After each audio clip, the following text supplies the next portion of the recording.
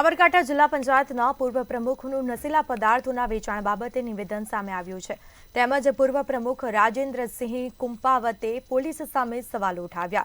તેઓએ જણાવ્યું છે કે દિન પ્રતિદિન સાબરકાંઠા જિલ્લામાં દારૂ, ચરસ, ગાંજો સહિત અફીણનું દૂષણ વધી રહ્યું છે।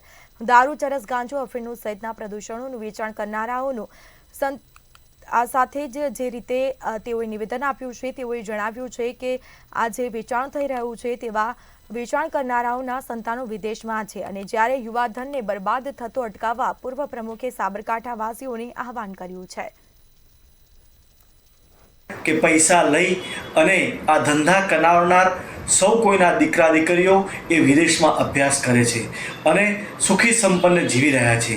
એમનું આવનારું જીવન એ ઉચ્ચ કક્ષાનું રહેવાનું છે। ચિંતા ફક્ત સામાન્ય માણસોએ જ કરવાની છે।